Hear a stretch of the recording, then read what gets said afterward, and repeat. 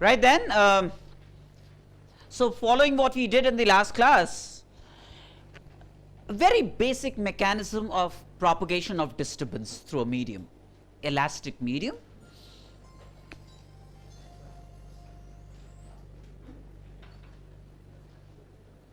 I have to only curb my instincts to refrain from commenting on this. Nevertheless, so propagation of disturbance, a basic mathematical model for the propagation of that disturbance, a displacement characteristic, right? And I told you a plane progressive wave characterized by y equal to a sine omega t minus kx, mentioned about what we mean by the snapshot of a wave, which is like at a given instant of time the disturbance levels of various points x, right? Connected wave velocity with particle velocity, and from the snapshot how to figure out the direction in which a particle is poised to move, right? And then we examined a very basic superimposition of two waves, two disturbances, two or more disturbances, as long as they do not violate the basic requirement towards maintaining elastic properties of the medium. We looked at how two disturbances superimpose in a given region of space. A special case of superimposition was superimposition of two identical wave trains traveling in opposite directions, leading to the formation of what was referred to as a stationary wave. Alternate nodes and antinodes were formed. Nodes prevented energy from going from one segment to another. Separation between consecutive nodes was lambda by 2. So if the node is stationary, so how does it propagate?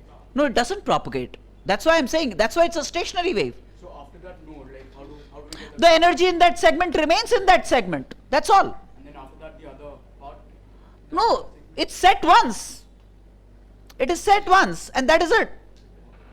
Then it doesn't propagate. I mean, once they interfere in a certain region of space, it stays in that region. It remains confined to that region. That's it.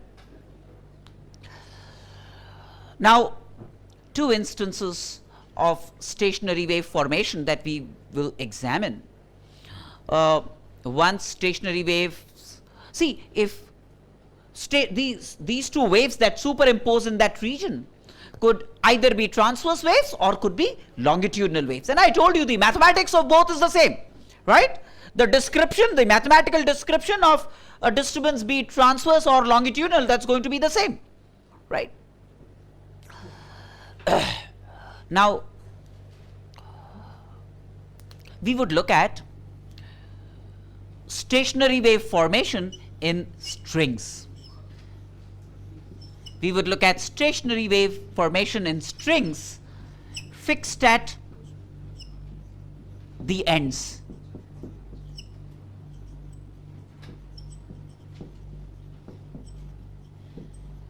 Strings fixed at both ends. So if this is a string, say PQ, if this is a string PQ, and it is plucked. Plucked means we are inciting vibrations in the string. We are inciting vibrations in the string. Now when we incite vibrations in that string, then that travels through the string as a transverse wave. That travels because the string, the disturbance will not travel like this through the string, because the string, the particles will move this way in the string, and the disturbance will propagate along the length of the string, and therefore needless to suggest that the wave formation in a string would be a transverse wave, right? Because the particles will not move like this. It's a taut string, the particles will not move like this. The particles will get disturbed this way and the disturbance will travel this way, right? So a transverse wave is formed in a string. Now also telling you, but without proof for the time being, if T is the tension in the string and M is the mass per unit length of the string, we will assume it's a uniform string,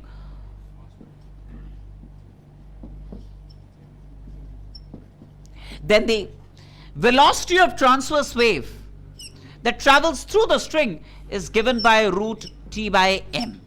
Is given by root T by M. Now, the actual oscillations that take place in the string are very complex, are really very complex. They are a combination of several modes. So what I'm going to tell you is simple elementary modes of excitation of the string. Simple elementary modes of excitation of the string, where a transverse wave that travels through the string, let's say, where P and Q are fixed ends, P and Q are fixed ends. Since P and Q are fixed ends, then that's like a boundary condition for the string, and they are forced to be nodes. P and Q, because they are fixed, the only thing that they can be are nodes. But in any case, why come to nodes and antinodes? First of all, let's understand why there are nodes and antinodes. If a disturbance travels through the string, then at Q it gets reflected. At Q it gets reflected. So there is an incident wave train and there is a reflected wave train. The two wave trains, incident and reflected, they superimpose along the length of the string and lead to a stationary wave formation on the string. They lead to a stationary wave formation on the string with nodes at the ends, because ends are fixed. So their only disposition can be nodes. So P and Q are forced to be nodes. Now, depending on how the string is excited, depending on how it's plucked so that a disturbance is created and it travels, right? I could have plucked the string, for example, in the middle, right? If I pluck the string in the middle, that means there is maximum displacement in the middle. The middle of the string then would constitute what's referred to as an antinode, would be referred to as an antinode. The simplest mode of vibration then of the string could be with nodes at the end and antinode in the middle. Nodes at the end and an antinode in the middle. That's the simplest mode. Nodes here and antinode in the middle, right? So this is the simplest mode of vibration of a string during the course of a stationary wave formation along the string. During the course of a stationary wave formation along the string, this is the simplest mode of vibration of the string. And this simplest mode of vibration of the string is called a fundamental mode.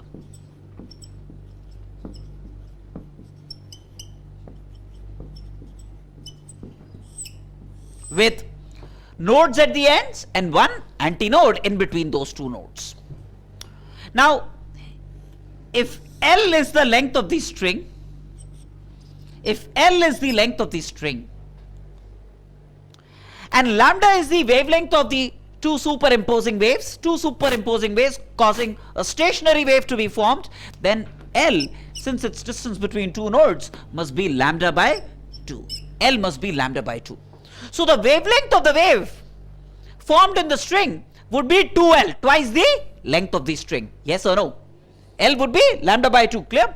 So then, the frequency of vibration, of the string gamma naught would be the velocity v divided by the wavelength lambda, using v equal to n lambda.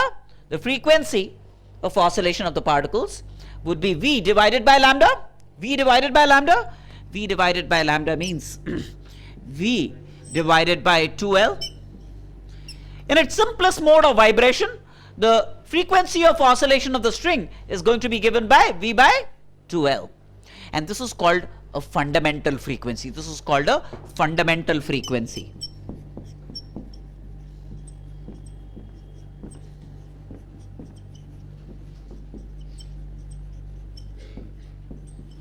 This is called a fundamental frequency.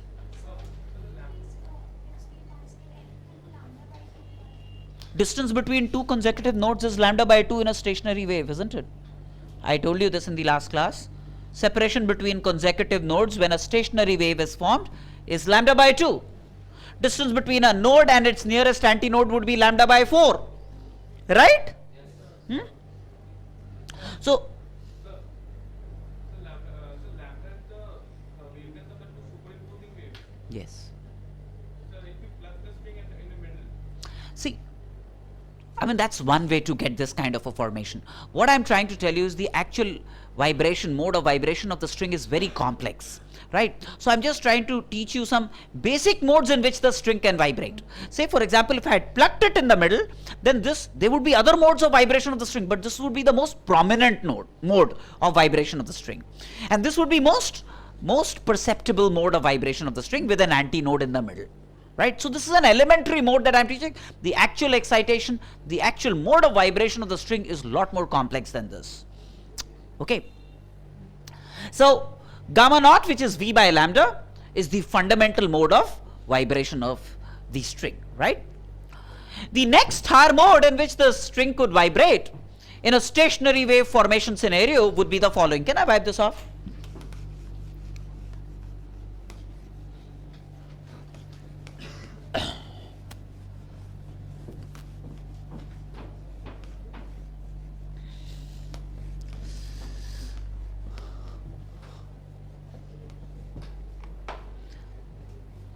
Would be, again, since ends are fixed, the ends will always be nodes.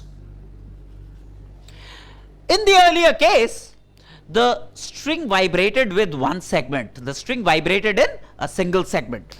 In the next higher mode of vibration, it would have two segments of vibration. That means there would be yet another node, there would be a segment like this, and there would be another segment like this. Two segments in which the string could oscillate, right?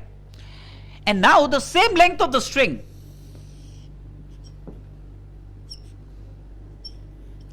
is lambda by 2 plus lambda by 2, that makes it lambda. The velocity of the transverse wave does not change. If T is the tension and m is the mass per unit length same, then the velocity of traversal of the wave remains the same. So then in this mode of vibration, the frequency obtained, gamma 1, is going to be V divided by lambda. That means V by L, which is 2 times gamma naught. Realize that this is 2 times gamma naught, 2 times the fundamental frequency. When it vibrates in two segments, that's the next higher mode of vibration of the string, right?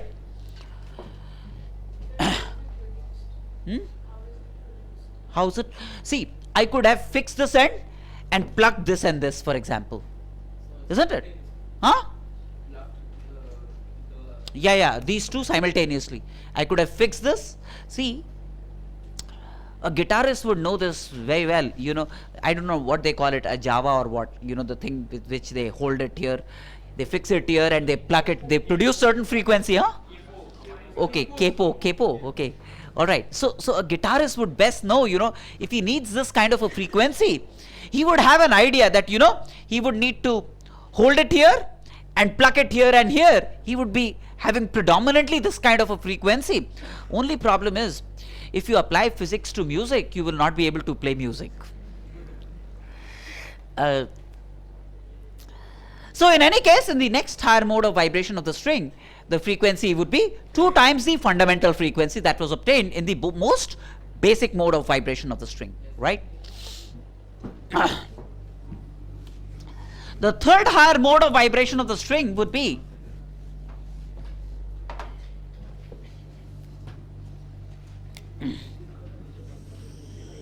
again nodes at the ends because they are fixed.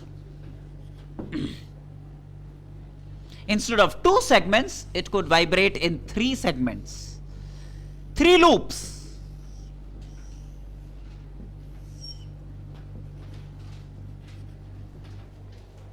Right?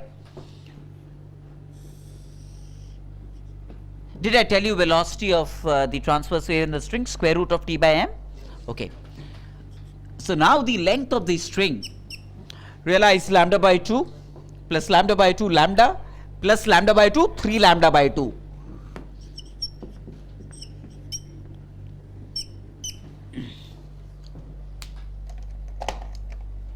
And then we have in this mode of vibration of two loops, gamma 2 is V by lambda, which is V by 2L by 3, which is 3 times the fundamental frequency. Yes or no? And you can next check in the next higher mode where there will be 4 segments or 4 loops, the gamma would become 4 times gamma naught, and so on and so forth.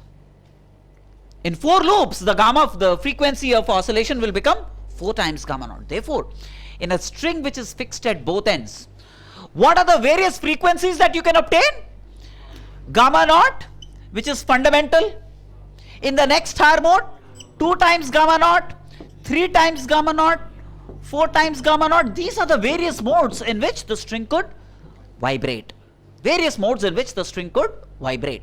That means fundamental frequencies and all multiples of fundamental frequency seem to appear here.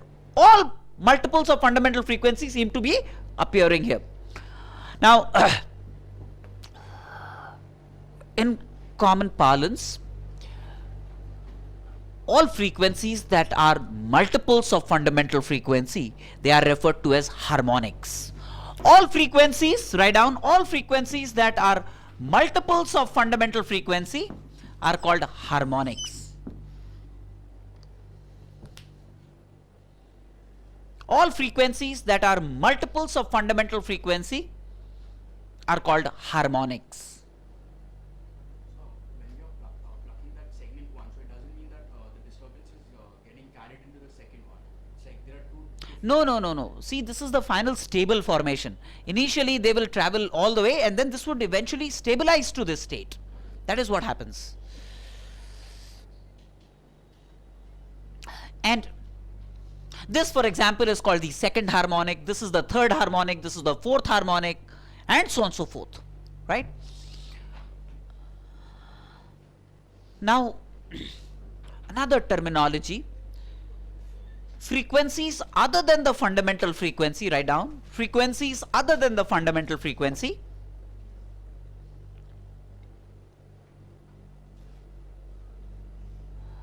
are called overtones. Frequencies other than the fundamental frequency are called overtones.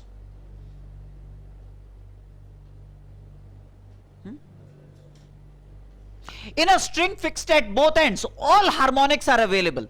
The first harmonic, the second harmonic, the third harmonic, fourth harmonic, all harmonics, even as well as odd, are available in a string which is fixed at both ends. Clear? If it is in P loops, if it is in single loop, 1 time gamma naught, 2 loops, 2 times gamma naught. If it was in P loops, it's going to be, the frequency is going to be P times gamma naught, where gamma naught we've already obtained. Okay. How will we represent overtones, matlab? No, so these are overtones. Frequencies other than the fundamental frequency. Hide this, the rest are overtones. These are overtones.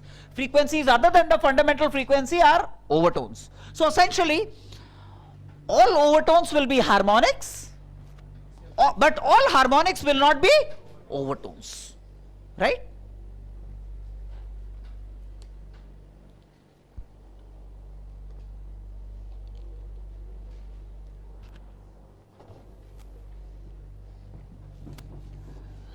There is another terminology in acoustics that is commonly used in general for any situation. Two frequencies that are identical, two frequencies that are the same. Say if N1 equal to N2, if there is a frequency N1 and it is equal to another frequency N2, then we say that they are in unison. If two frequencies are equal, we say that they are in unison. They are in unison.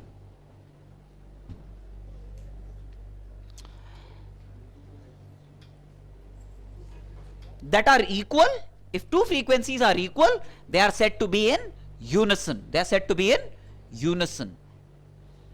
Right? Another terminology is, if the ratio of two frequencies is 2, if the ratio of two frequencies is 2, then they are said to be, the two frequencies are said to be 1 octave apart.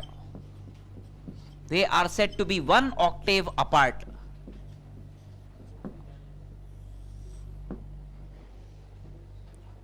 If the ratio of two frequencies, we say N1 is an octave higher than N2.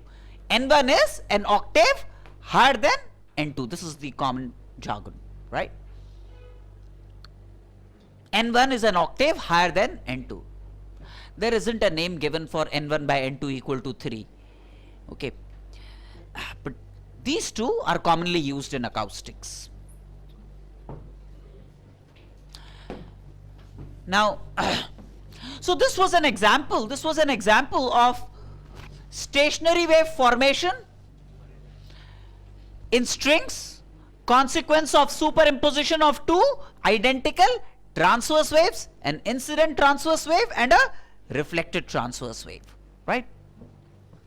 Now, we can also have stationary wave formation as a consequence of superimposition of two longitudinal waves, right?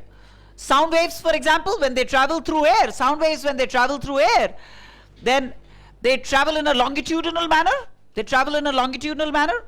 And when two longitudinal waves superimpose, again the mathematics is going to be the same, be it longitudinal waves or transverse waves, the mathematics of the formation is going to be the same. So, next what I'm going to look at is organ pipes.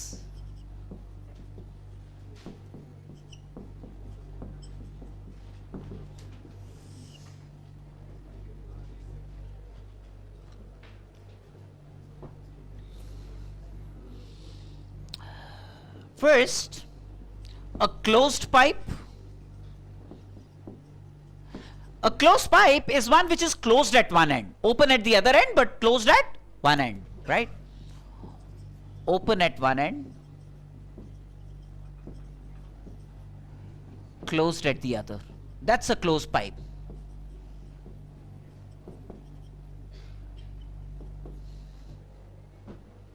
Right? This, for example, is a closed pipe.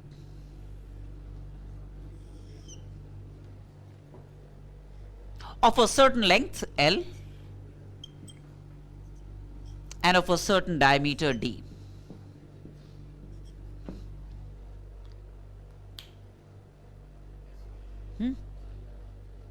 And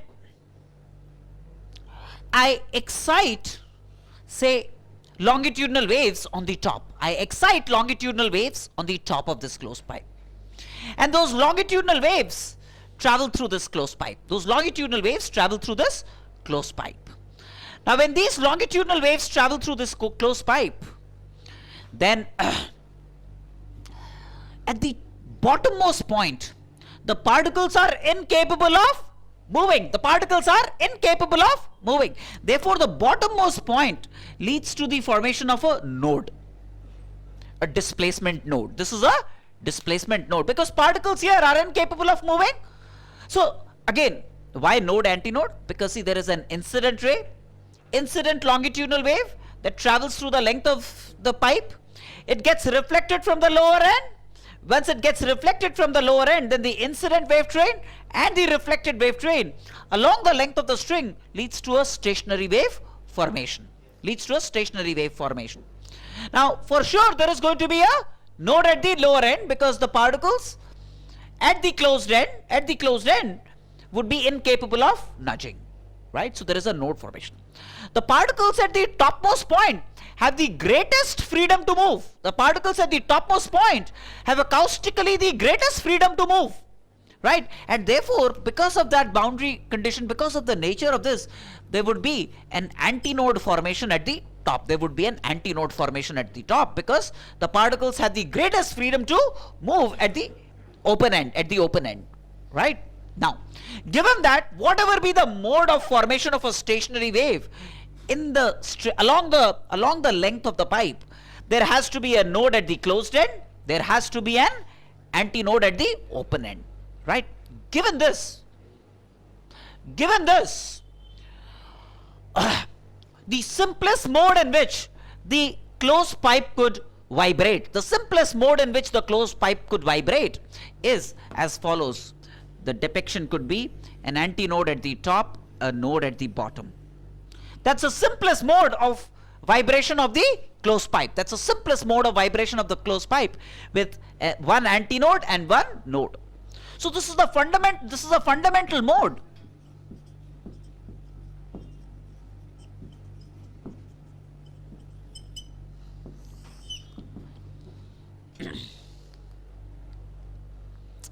Right? Now, if v is the velocity of sound, say longitudinal waves, say it's a sound wave traveling through this. It's a sound wave traveling through this, and say v is the velocity of the wave, which is velocity of sound wave traveling through this, right? And lambda is the wavelength of the two superimposing wave trains. Then this L is lambda by 4. L is lambda by 4. Right? In this fundamental mode, the frequency obtained is called the fundamental frequency. This gamma naught is called the fundamental frequency, and that's going to be V divided by lambda. Lambda is 4L. Lambda is 4L. That's the simplest mode of excitation of the air column. Closed air column, right? And this is the fundamental frequency that one could obtain in the closed air column, right? The next higher mode would be as follows. For sure, an antinode at the top and a node at the bottom. Now, in addition, there would be yet another node, and we would have had something like this. This is the next higher mode of vibration of the air column. Next higher mode of vibration of the air column, right? Now in this mode, the length L, lambda by 4 plus lambda by 2, which is 3 lambda by 4, isn't it? Lambda by 4, antinode to node, and then node to node, lambda by 2. That's the length. So that makes it 3 lambda by 4. Right? So the frequency of vibration of the air column, the frequency of vibration of the air column then would be V divided by lambda. Lambda is 4L by 3, which is 3 times the fundamental frequency. This time 3 times the fundamental frequency. Do you see that? That means this is the third harmonic. The second harmonic is skipped. The second harmonic is skipped. Do you realize that? That was the fundamental frequency, and then you had the third harmonic. The second harmonic does not appear here, right? Similarly, the next higher mode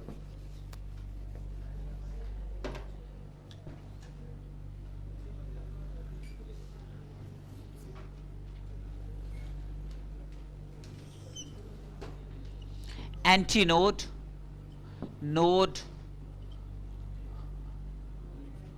node, node, right?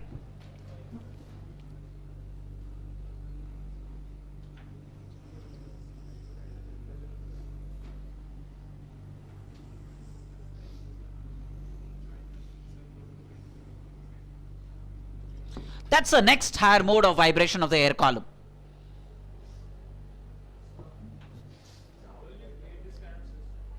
How will we? No, I'm saying these are the various modes in which elementary modes in which it could oscillate. In fact, in a very general sense, when you excite vibration, all these modes are simultaneously present. So what we are trying to do is break a complex problem into its simple constituents. Right? That's all that we are trying to do. In a very general sense, when you create excitations, all these modes are present. All these modes are present. But one is prominent, right?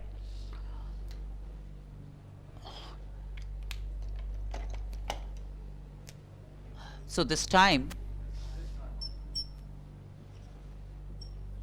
the length would be, realize that this is lambda plus lambda by 4, that makes it 5 lambda by 4. Gamma in this case is going to be V divided by lambda. Lambda is 4L by 5, which is 5 times the fundamental frequency this time. So the fourth harmonic is skipped. And the next one that you will get would be 7 gamma naught, then you'll get 9 gamma naught. So that means you get only odd harmonics in a closed pipe. What occurs is only odd harmonics.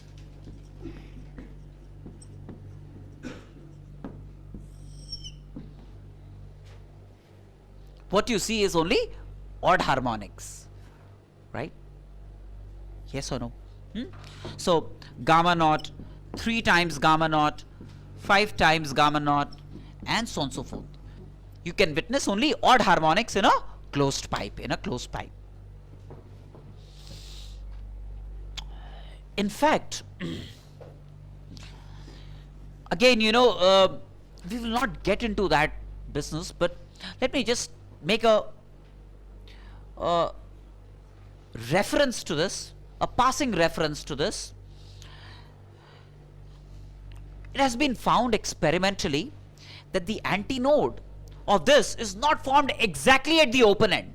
It's formed slightly above the open end. Rayleigh performed this experiment. Because of finite momentum of the molecules, the antinode is not formed exactly at the open end, it's formed slightly above the open end. And experimentally, how much above the open end was computed. They found that the antinode is formed at a distance which is 0.3 times the diameter of the pipe, 0.3 times the diameter of the pipe. If D is the diameter of the pipe, then and L is the length, then the L that you use here is not this L. The L that should then be used should be the distance between this antinode and node, L plus 0.3D. That means the effective L, if you have to be very accurate. These are crude calculations in which we will assume that D is very small compared to the length of the pipe, right? Then these calculations are fine. But if you want to add finesse to it, if you want to add more accuracy to it, then the effective length, wherever I have used L instead of L, you would use L effective, which would be the actual length plus 0.3D. And this 0.3D is called an end correction. End correction. Also called Rayleigh's correction. That's the name of the scientist who did this. Rayleigh's correction. This is also called Rayleigh's correction, 0.3 times the diameter of the pipe. Experimentally obtained. Oh, sorry, 0.3D plus L. L plus 0.3D. Right? No, I'm saying don't bother about it too much right now. Because of the finite momentum of the molecules, it's not formed at the open end. It just shifts slightly up because it has greater mobility above this than inside this. So because of the greater mobility above, it has a tendency to move up owing to finite momentum of the molecules and moves up. Why this 0.3D? You don't have to break your heads over it. That's an experimentally obtained fact. That's only an experimentally obtained fact. Okay.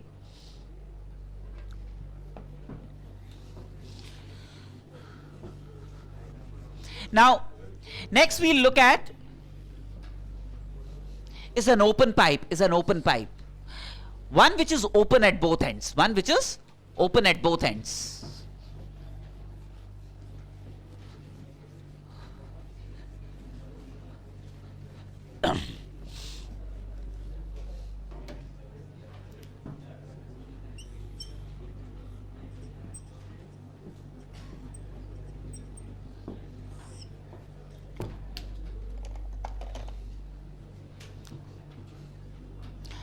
Now,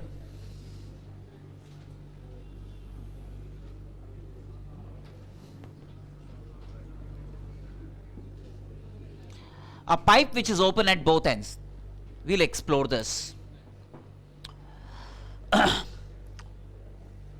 Now in this case, realize that greatest mobility at the two ends because both are open, and therefore a boundary condition would be that there would be antinodes at the open ends. There would be antinodes formed at the open ends, right? Not only that, if I excite a vibration, if I cause a wave to travel through this length, a longitudinal wave, maybe a sound wave to travel through this length, then where is it getting reflected? Because to have a stationary wave formed along the length, we need an incident wave and an identical reflected wave. But where will it get reflected? That's the question.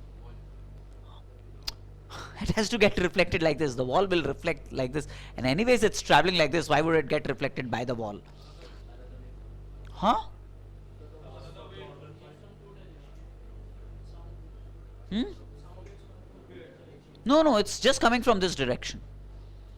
I'm only exciting a vibration here, which travels through the length of the pipe, and I still claim that there would be a reflected wave. I still claim that there would be a stationary wave formation along the length of the pipe. That's true. But see, first I have to justify why there is a stationary wave formed. Only then we'll talk of antinodes and nodes. Isn't it? Hmm?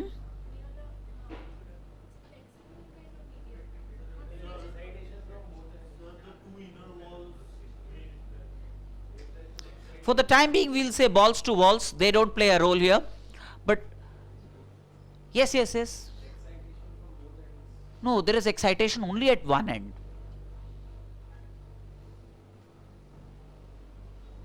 Yet there is reflection.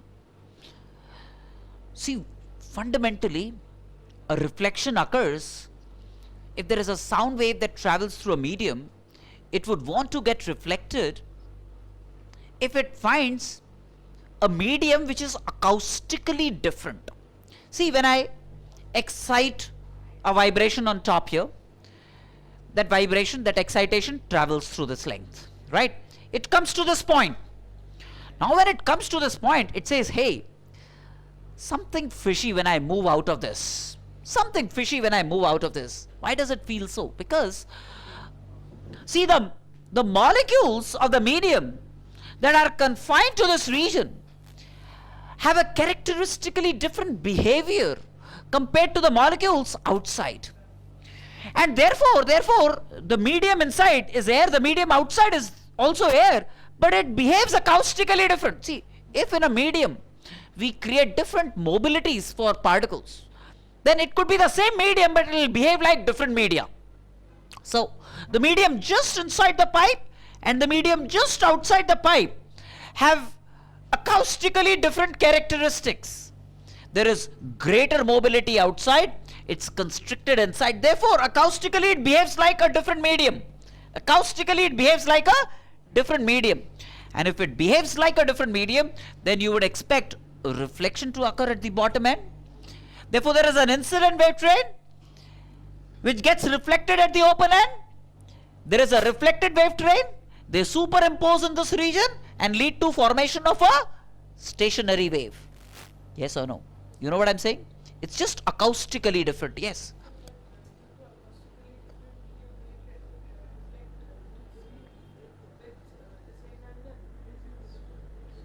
Angle of incidence is 0, so angle of reflection will be 0. It will still obey laws of reflection.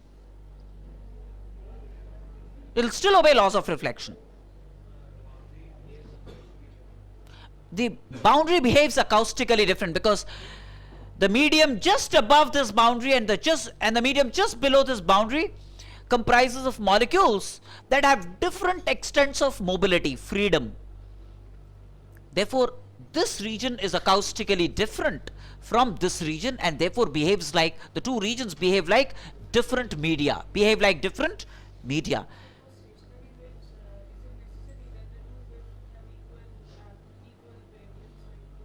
Yes, equal frequencies for sure. Because if they were not, yes, please answer. Yes, you're right. And therefore, if there is loss of energy, there would be change of amplitude. But we'll assume that the reflection is occurring in a manner. See, if it is very constricted, if it is very thin, then the energy that passes out of this will be looked upon as small compared to the energy which is being reflected, and therefore we'll assume that there is no attrition in amplitude. That's a good approximation. Sound always reflects when it finds a acoustically different medium. Always. Yes. In this case, it's just the other way around. It will get reflected from a denser medium. Get reflected from a dense, yes. Huh? Not. It will become the thinner it gets, the greater will be the difference. Yes, reflection will take place from any medium, but one thing that I am going to discuss, that on reflection, rarer to denser and denser to rarer, there would be something about a phase change, but I am going to come to that later on. Yes, reflection will always occur, whether it's a rarer medium or a denser medium. Reflection will always occur. But whether it would occur with a phase change 0 or a phase change pi depends on whether it takes place from a rarer to a denser medium or a denser to a rarer medium. That's something that I would reserve for a later instant, but for the time being, reflection will always occur, rarer to denser or denser to rarer. Right? So then, what is justified is that there is a reflected wave train, there is an incident wave train, the two superimpose in this region, leading to formation of a stationary wave. And again, antinodes formed at the open ends. So the simplest mode of excitation of the organ pipe, open at both ends, would be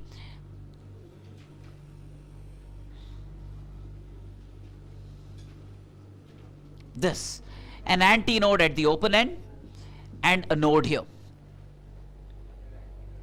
Right? That's the simplest mode of vibration of the air column. Yes or no?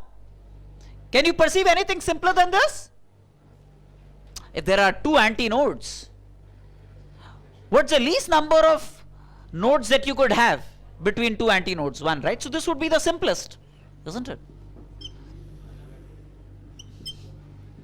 The length L then would be, as you can see, lambda by 2. Antinode to antinode would be lambda by 2. And this is the fundamental mode. This is a fundamental mode. So the frequency would be referred to as the fundamental frequency. Gamma naught would be V by lambda. That means V by 2L. V by 2L. Right? If I have to deploy end correction, then realize that at both ends it would move up by 0.3D.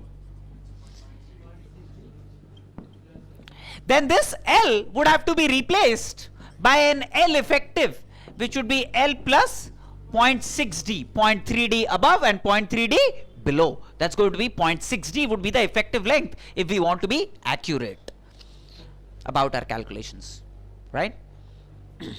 So this is the fundamental frequency.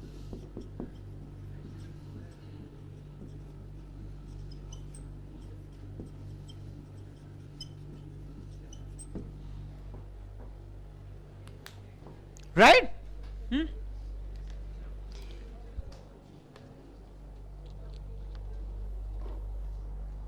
The next higher mode of vibration of the air column, open at both ends, would be as follows. Antinode at the open end, and now instead of one node you will have two nodes.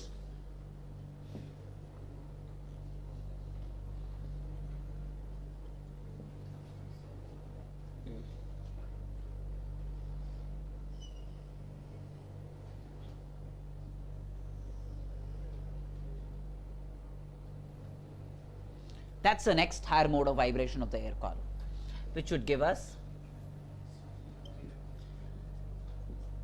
L equal to, realize that this is lambda by 2 plus lambda by, this is lambda by 4 plus lambda by 4, that is lambda by 2, right, plus lambda by 2, that makes it lambda, isn't it? L becomes lambda. So in this mode of vibration, gamma 1, V by lambda, that means V by L, which is 2 times the fundamental frequency. The second harmonic, this time it doesn't seem to get skipped, right?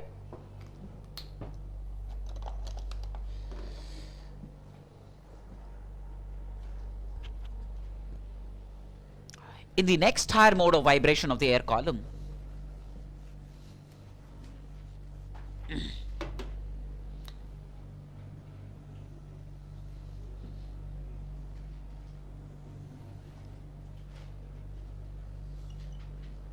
instead of 2 nodes, there would be 3 intermediate nodes.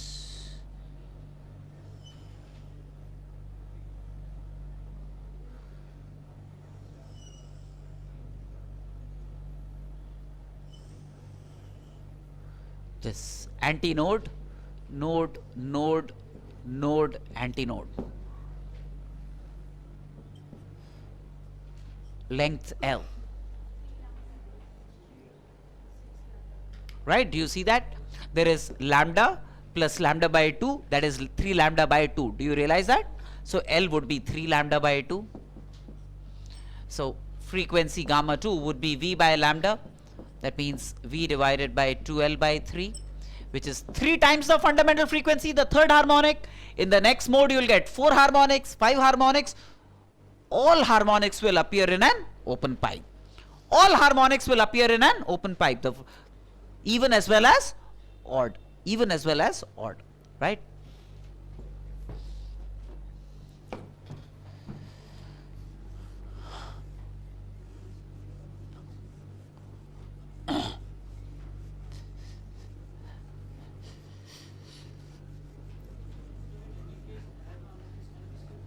Huh?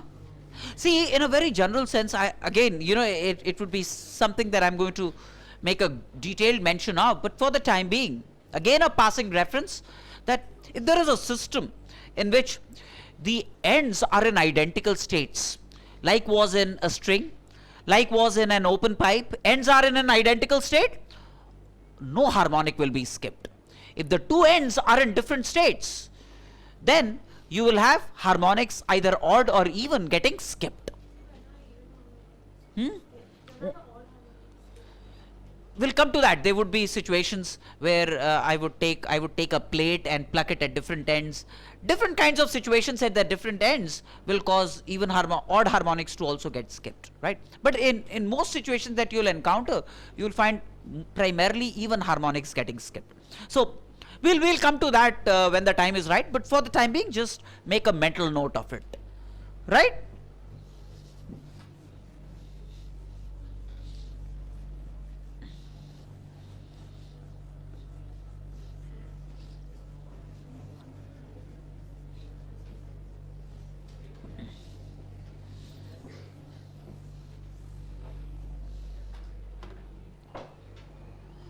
Now, let me look at a medium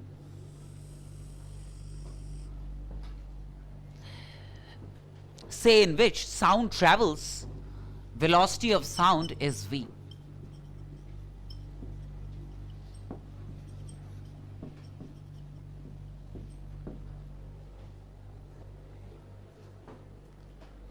Right?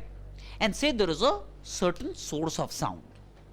There is a certain source of sound. S is a source.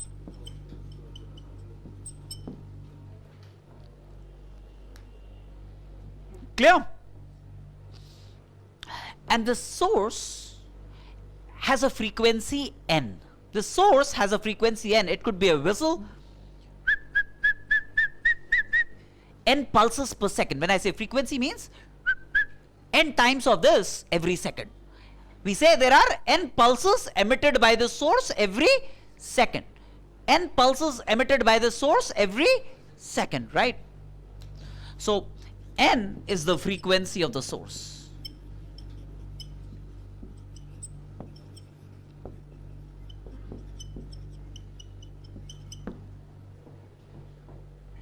Right?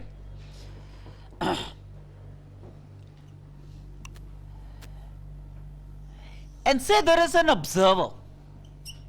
There is an observer here. And the observer receives these pulses. The observer receives these pulses. Right? So if the source and the observer are stationary, the source and the observer are stationary. If the source and the observer are stationary, then the number of pulses the source emits per second is equal to the number of pulses received by the observer every second. Right? That means the true frequency of the source is registered by the observer if there is no relative motion between the source and the observer. If there is no relative motion between the source and the observer, then the frequency registered by the observer is the true frequency of the source, is the true frequency of the source. Yes or no? Right? If, however, there is relative motion between the source and the observer, if there is relative motion between the source and the observer, let us examine what transpires to the frequency registered by the observer. What happens to the frequency registered by the observer? Will it still be n or will it be different from n? Right? Now, let me just look at the source side of the story. The source moving with a velocity vs.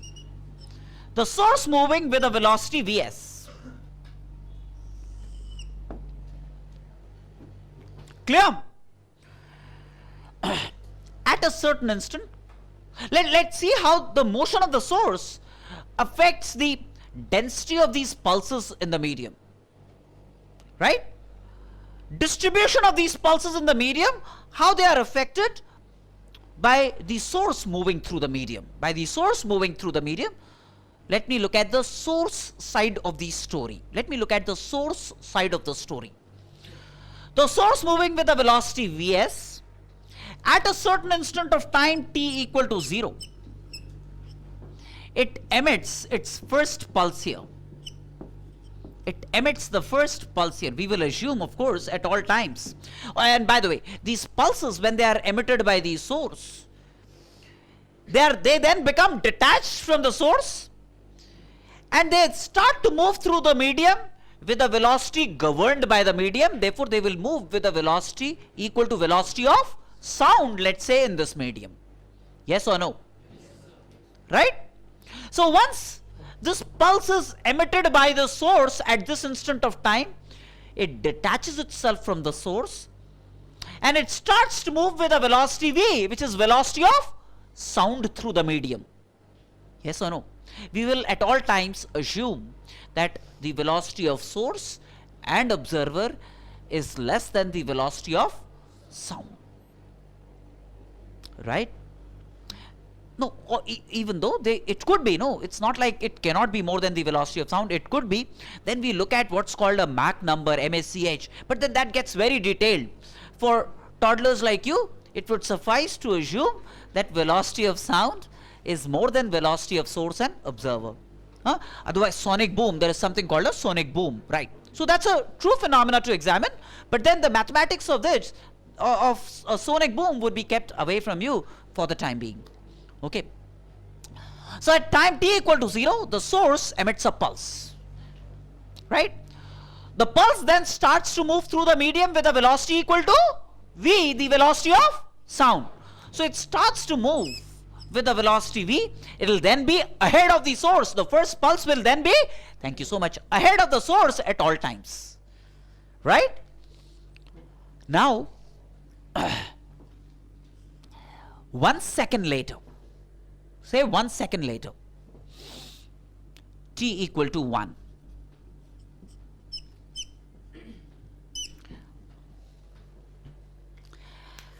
The source would be at a distance vs from its original position. The source would have come to s prime. The source would have come to s prime, traveling vs meters, 1 second in 1 second.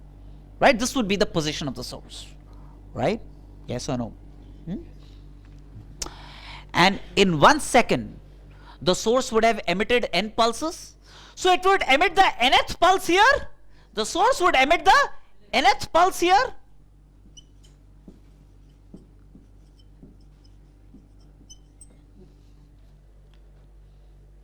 Yes or no?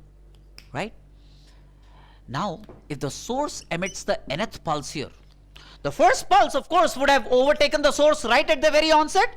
The first pulse then would be somewhere here. The first pulse would be somewhere here. The pulse that he emitted at time t equal to 0 would be ahead of the source. The nth pulse would be behind the first pulse, right?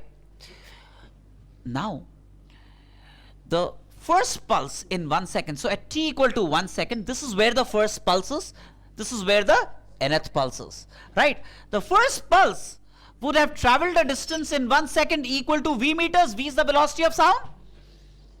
Yes or no? Right? Which means that examine the first second. The first pulse is here, the nth pulse is here, right? So in this region, all pulses starting from the first pulse to the nth pulse will remain confined in this region. Yes or no? This is a region in which, well, the first pulse is here. The second, he's continuously emitting these pulses.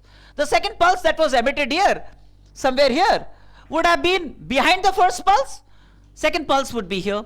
The third pulse would be here. The fourth pulse would be here. The nth pulse would be here. So in this region, over this length, all the n pulses are distributed over this length. All the n pulses are distributed. Yes or no? Yes, sir. Right. That means this length, meaning a length v minus vs, houses n pulses. This length v minus vs houses n pulses.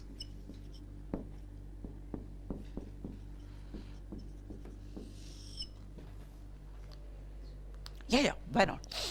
Look, this was the source at time t equal to 0, right? And the source emitted its first pulse. When he did that, the first pulse overtook the source because the source was moving with the velocity vs, but the pulse started to move with the velocity equal to velocity of sound, right? Now 1 second later, the source arrived at this point, traveling a distance vs meters, whereas the first pulse that was emitted here came to this point at the same instant of time and was at a distance v meters from the original position, right? Now, between these two states of the source at t equal to 0 to t equal to 1, it emitted n pulses, right? And the nth pulse must have been behind the n minus 1th pulse, or the second pulse must have been, the second pulse must have been behind the first pulse because the second pulse was emitted here, the third pulse was emitted here, later than the first pulse, right? So the second pulse here, the third pulse here, the fourth pulse here, the fifth pulse here, the nth pulse would have been here. Yeah, but it was emitted later than the first pulse. Until then, the second pulse, let's say, in a certain sense, was confined to the source. Say the second pulse was emitted at some point here, okay? But it stayed with the source till this point. So this distance it traveled with a velocity vs. Only after it was released from the source that it traveled with a velocity equal to velocity of sound, isn't it? So the second pulse will be behind the first pulse because the first, by the time the second pulse is here, the first pulse would have traveled a distance higher than this, right?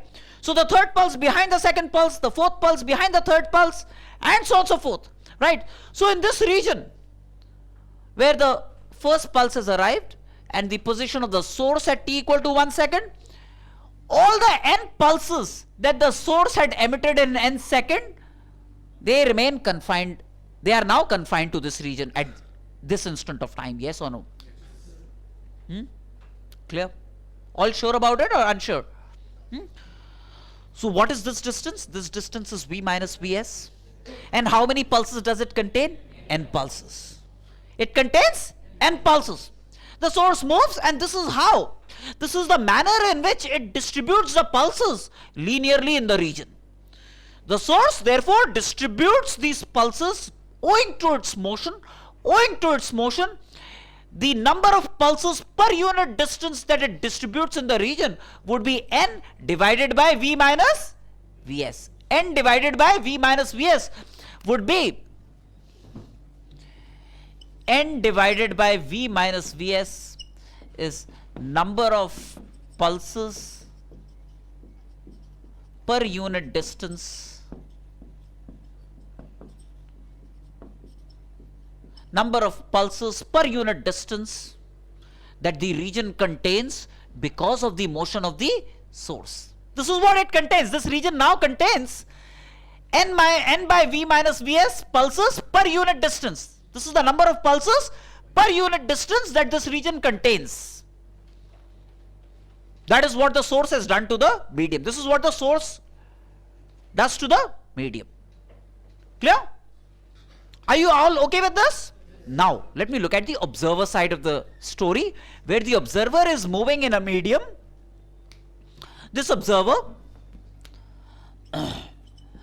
moves in this medium with a velocity v0. And in this medium, what does the observer find?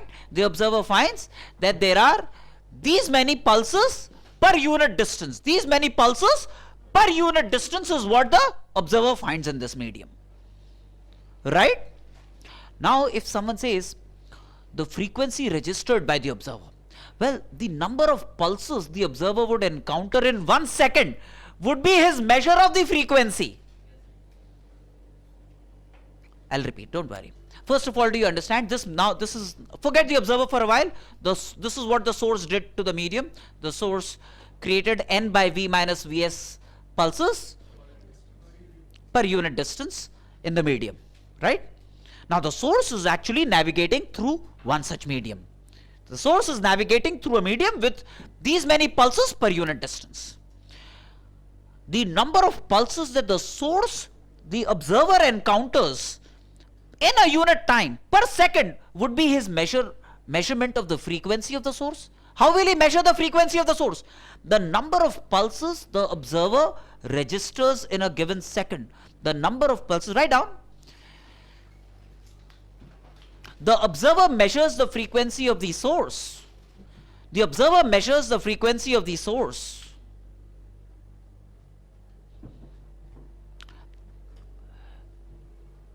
depending on the number of pulses the observer encounters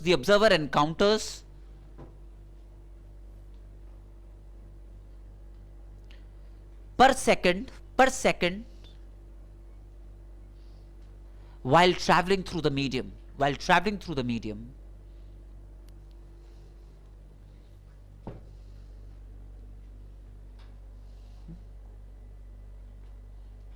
That would be his measurement of frequency of the source, right? Number of pulses per unit time will be the measurement of frequency for the observer, right? Okay. So now this is, we can now forget all about the source. This is what the source did to the medium. Now the observer, which is moving with a velocity v0 in a medium in which number of pulses per unit distance is this much, right? So can I remove the clutter from here and now focus only on the observer? This is how the medium has been affected because of motion of the source, right? Now the observer side of the story.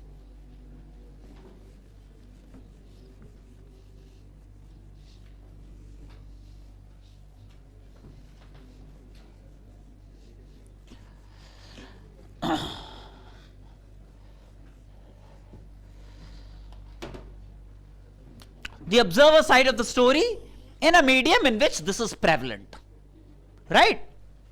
The observer O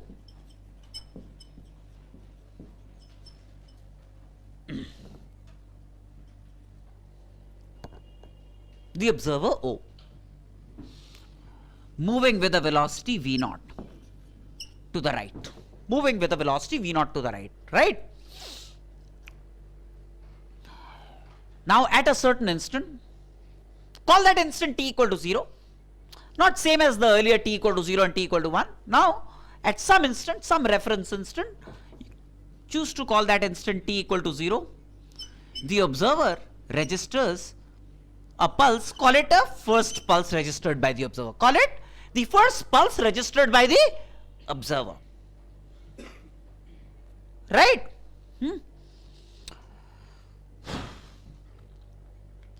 Now 1 second later, that means at t equal to 1, the observer would be at O prime.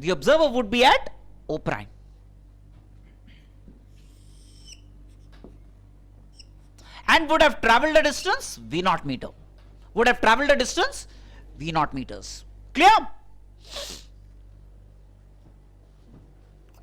Whereas After all, when he received the pulse, he didn't capture the pulse into his system, right?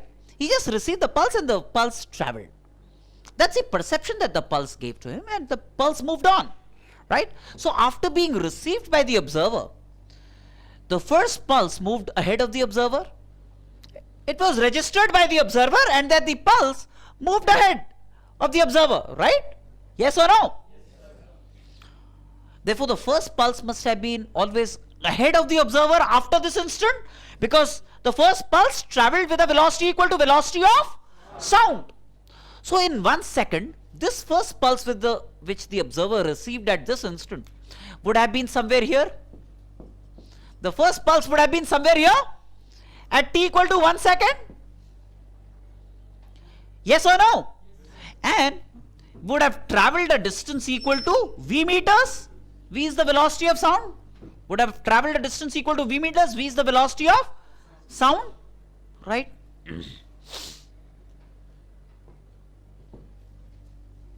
While the observer was moving, he registered a second pulse here, because you see the second pulse was behind the first pulse, and once the first pulse caught up with the observer here, the second pulse would have caught up with the observer somewhere here, the third pulse would have caught up with the observer here, the fourth pulse would have caught up with the observer here, and so on and so forth. That means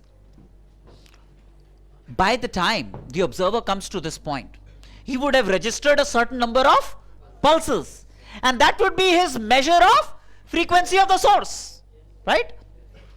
Yes or no? And the second pulse that the observer registered here would have also overtaken the observer, but the second pulse would have been behind the first pulse, right? So while the first pulse is here, the second pulse would be here, the third pulse would be here, the fourth pulse would be here. That means all the pulses that the observer encountered in this region would have been ahead of the observer and would be all confined to this region, because the first pulse is here, the second pulse would be here, the third pulse would be here, and eventually there is a certain pulse that he receives at this point. Therefore, the number of pulses that are contained in this region would be the number of pulses that the observer had encountered, right? That means all the pulses that the observer encountered were pulses that were contained in this over this length. All the pulses that the observer encountered were pulses contained over this length. But what is this length? This is v, this is v naught, so this is v minus v naught. Yes or no? So our only task is to find out how many pulses are contained over a length v minus v naught. We know number of pulses per unit distance. We want to find the number of pulses in this distance. So the number of pulses in this distance would be number of pulses per unit distance in the medium into the distance, which is v minus v naught. That would be the number of pulses contained in this region. We'll therefore measure the number of pulses encountered by the observer, and this will represent the frequency that the observer will report about the source. Na is called the apparent frequency, because this is not the true frequency of the source. The true frequency of the source is n. This is called the apparent frequency.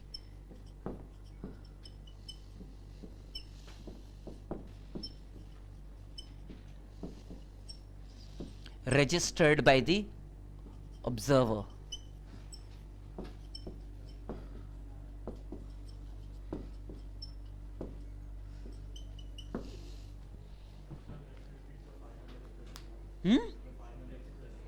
See?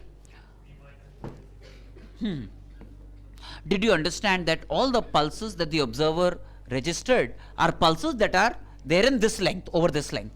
So my calculation boils down to finding how many pulses are contained in this length. That will be the number of pulses the observer reports in 1 second. Yes or no? Now in this region, we had earlier looked at the source side of the story. The source created these many pulses per unit distance. So pulses created over this distance, shopkeeper's method, cost per mango into number of mangoes would be the total cost of mangoes. That's all, right? Okay. Is that okay or not okay? Very clearly, if Vs and V naught are equal, then apparent frequency would be true frequency. That means if there is no relative motion between source and observer, If there is no relative motion between source and observer, there is no disparity between true frequency and apparent frequency. There is a disparity between true frequency and apparent frequency only in the event there is relative motion between source and observer, right? And this phenomena is called Doppler's effect. This phenomena is called Doppler's effect.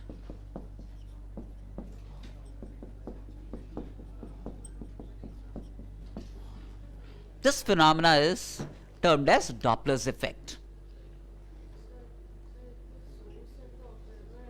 I'm just explaining now. You might be tempted to believe that I have cheated you. I have chosen source and observer traveling in the same direction, right? What if they were traveling in opposite directions, and so on and so forth, right? Is that your question? Now I'm going to address that. But so far so good, right? Now, to tell you that in a very general sense, source could be moving like this, observer could be moving like this, and so many possibilities, right? Source and observer in same direction, in opposite directions, and so on and so forth.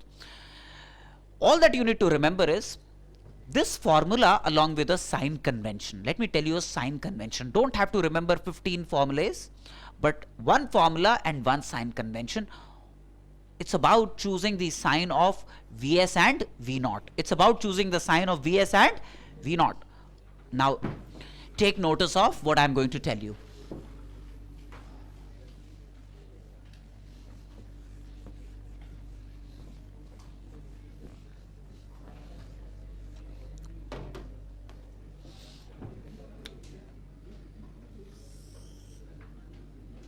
This is the source, this is the observer. They could be moving in any direction, right? Think of a vector SO. Think of a vector SO from source to observer.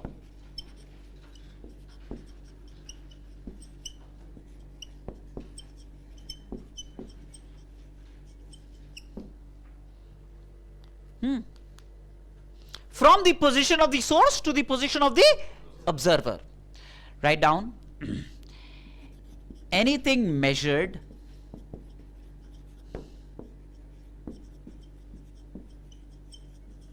along SO to be taken positive,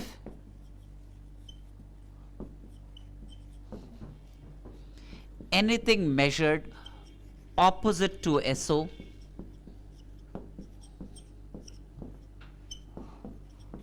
to be taken negative. Anything measured opposite to SO to be taken negative. Now,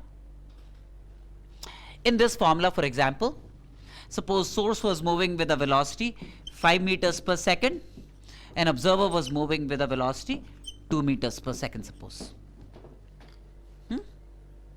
In a direction shown. Now, this is velocity of source. Do you realize that it's parallel to SO? So this will be taken positive. Vs then will, in this case, will be chosen as plus 5. Plus 5. Now V0, that's also parallel to SO. So V0 will be chosen positive, that is plus 2.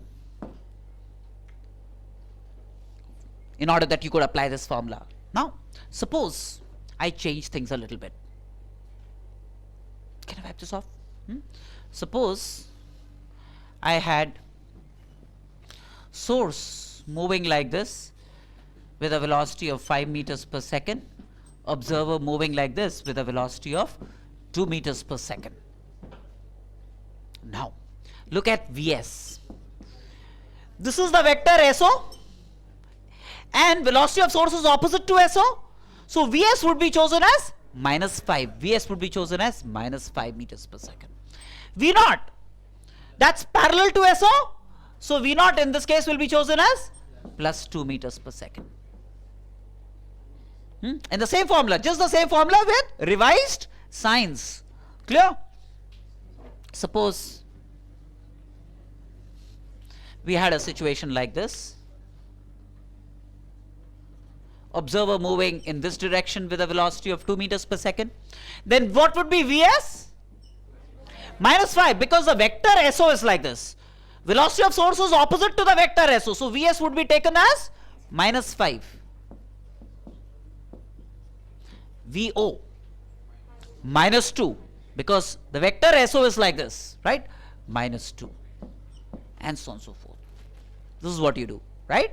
So you just remember this formula, and to Vs and V naught apply the sign convention. Anything measured parallel to SO to be chosen positive, opposite to SO negative.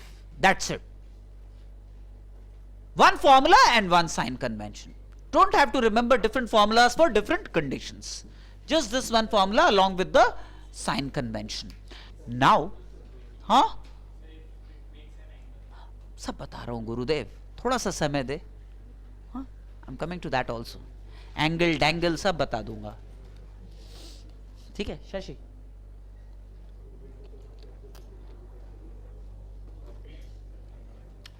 Now,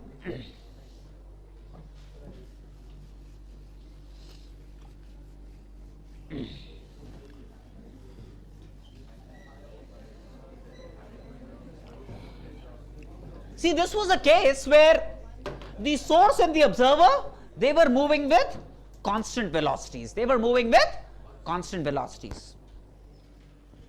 But suppose the source and the observer were accelerated. Suppose the source and the observer were accelerated.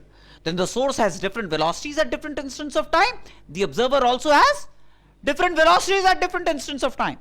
And then it becomes a question to address what velocity of source and what velocity of observer to deploy. You know what I'm saying? Because the source has different velocities at different instants of time. The observer also has different velocities at different instants of time. Then what would be the frequency registered by the observer, for example? Right? Now, this is a source. This is a certain source. And it could have been accelerating.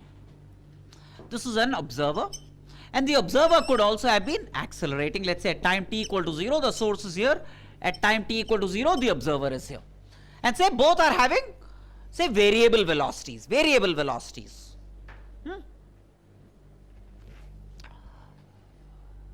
Now,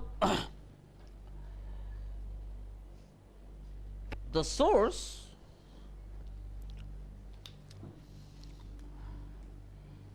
say the source emits a short pulse here, one single pulse. The source emits a pulse here.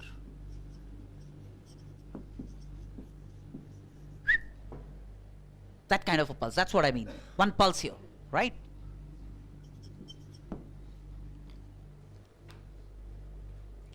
There is a frequency associated with every pulse. There is a frequency associated with every pulse.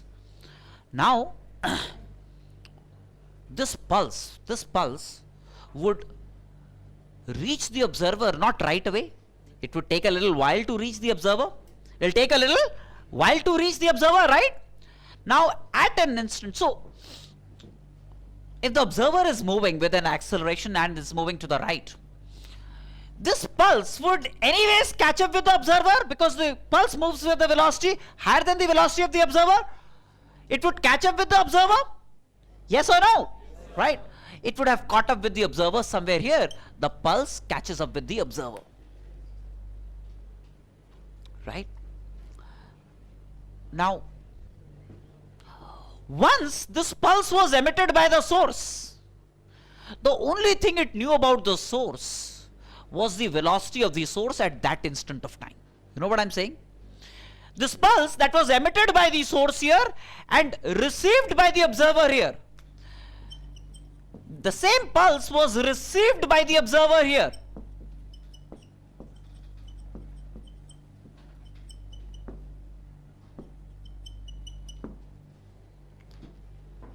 When it got released by the source, it only took into account the velocity of the source when it was emitted by the source. it didn't move with a velocity equal to velocity of source, it moved with a velocity equal to sound. But let's say in its memory, it knew about the velocity of the source when the source had emitted that pulse, right, which was Vs. After this instant, Vs changed, but then the pulse did not stay in contact with the source. It didn't communicate with the source ever after. It didn't communicate with the source ever after. The only thing it knew about the source which it could communicate to any other entity was the velocity of the source when the source had emitted that pulse. Yes or no? So, when it was received by the observer, see, then it told the observer, hey, when I was emitted by the source had a velocity Vs. And when it was received by the observer, the pulse had no idea of the history of the observer. It didn't bother about the future of the observer. All that it bothered about is the velocity of the observer at an instant when it received the pulse. All that it bothered about was the velocity of the observer when it received the pulse. All that it cared for the source is the velocity of the source when it emitted the pulse. Right? Now, so it communicated to the observer, hey, when I was emitted by the source, at that point of time, the velocity of the source was this. And then the observer told him, or he could perceive, the pulse could perceive all by itself that the velocity of the observer is V0 at this instant of time. Didn't care and couldn't care less about the velocity of the source prior to this. Velocity of the observer prior to this. Right? So now if you have to apply Doppler's effect, then in this, use V0 as the velocity of the observer at an instant when it received the pulse, velocity of the source when it emitted the pulse. That's the kinematic. You will then have to use kinematics to figure out what the velocity of the source was when it, because see, say in t seconds the observer moved this distance, but in t seconds the pulse traveled a distance Vt. Right? Using some of those considerations which we will do when we solve problems, we will figure out what the velocity of the source might have been given the acceleration of the source. Given the accelerations of the source, what might have been the velocity of the source? So from kinematic considerations, we can figure out the velocity of the source, velocity of the observer when the pulse caught up with the observer, and so on and so forth. So if both source and observer are moving with variable velocities and you still want to apply Doppler's effect formula, then Vs, the velocity of the source when it emitted the pulse, V0, velocity of the observer when it received the pulse. These are the only two important things. Other velocities of source and observer become inconsequential. Right? Now, the source and the observer need not be moving along the same line all the time. The line joining the source and the observer may not be parallel to the velocity of the source and velocity of the observer. Right? In this case, the line joining the source and the observer is parallel to the velocity of the source and the velocity of the observer. Right? Now, you could have had a situation where the line joining the source and the observer is not parallel to velocity of source or velocity of observer. हाँ बोलो Shashi.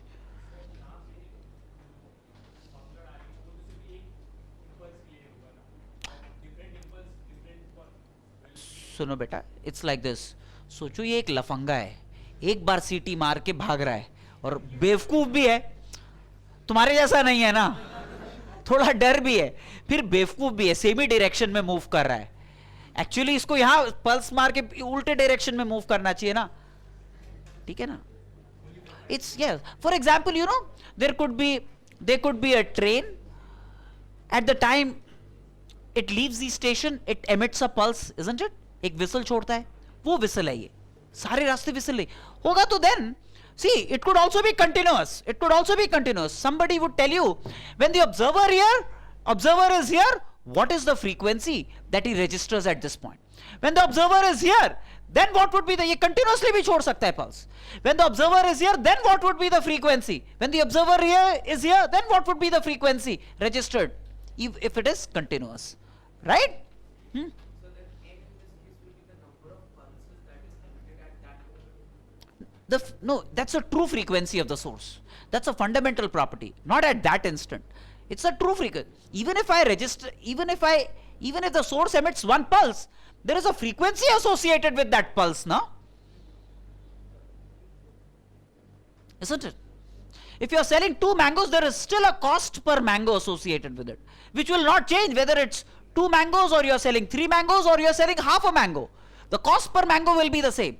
So even if it is one pulse, the number of pulses per second that is tagged on to that pulse will be the same. That will be a property of the source. Right? Are you all okay with this or not okay? Right? Now,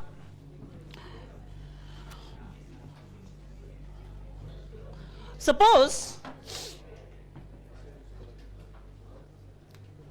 there is a source here.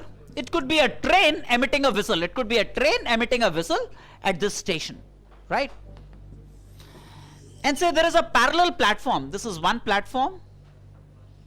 And there is a parallel platform. These are 2 parallel platforms. Okay. The train emits a pulse here. The train emits a certain pulse here, right? Say at t equal to 0, it emits a pulse. Now, essentially, see, when it emits a pulse, it's like sound energy. It will travel in all directions. It's not like, it will travel like this only or like this only. It will travel along a sphere, on a spherical surface. It will travel radially outwards. Right? So, the sound energy will travel radially outwards. Clear? Now, at this instant, at t equal to 0, there is an observer here.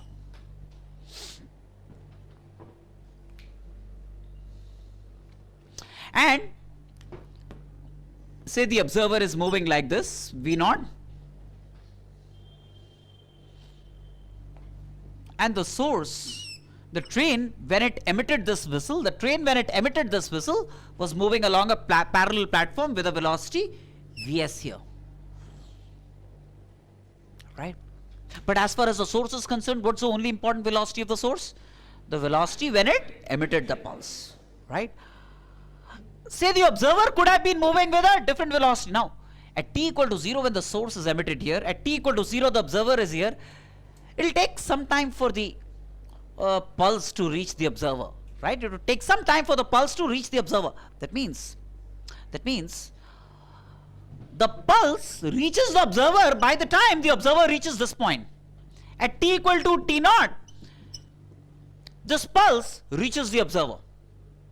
Which of the pulses? See, the pulse, the sound energy is emitted in all directions.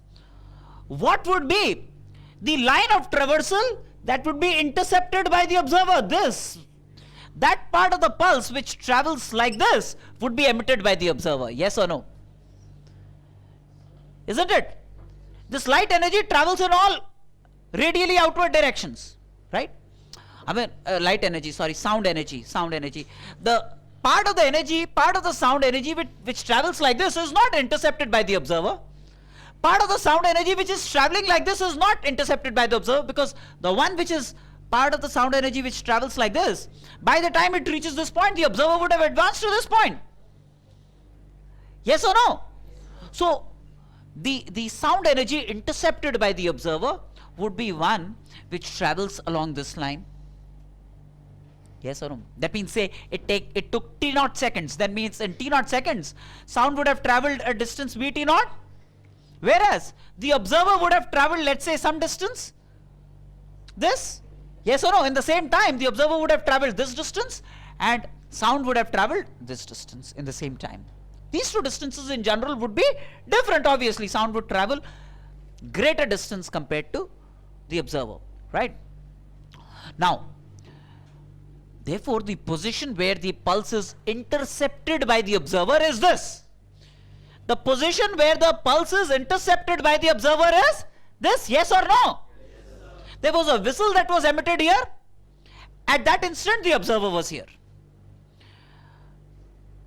He doesn't register anything here because the observer is moving in this direction. So, by the time the observer traveled this distance, in the same time, the pulse traveled this distance to be intercepted by the observer at this position. Is that okay or not okay? right? And let's say at this instant the observer was moving, say this was u naught, and let's say at this instant it was v naught. Say at this instant it was v naught, the velocity of the observer. Yes or no?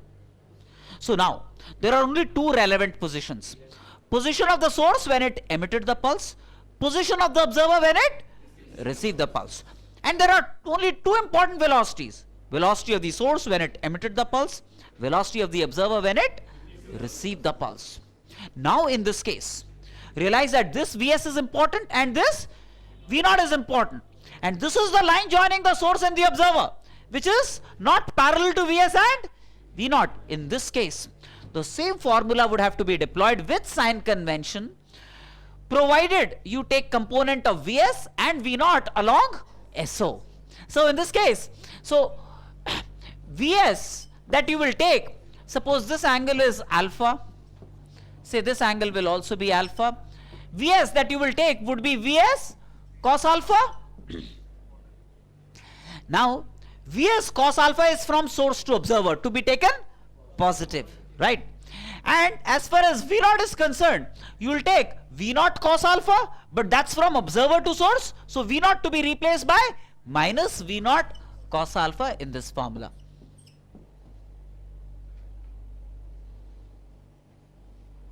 Got me? Hmm?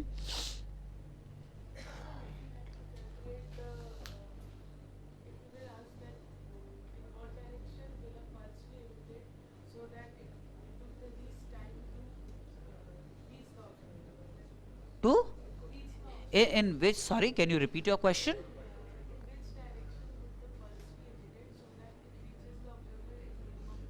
In minimum time.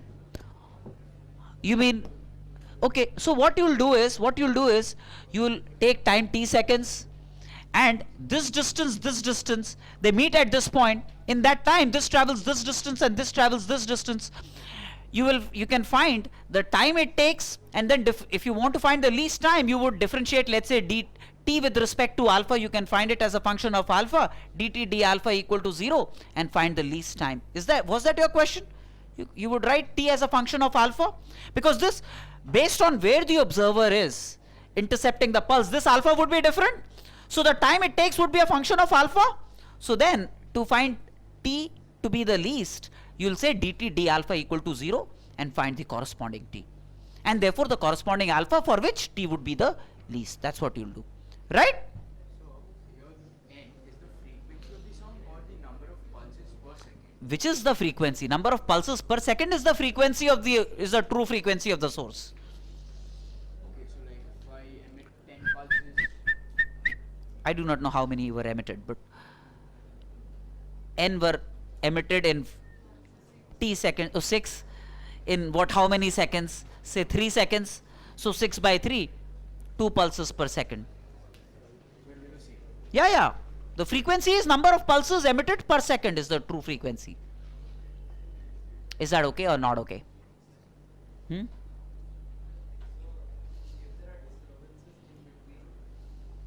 Like?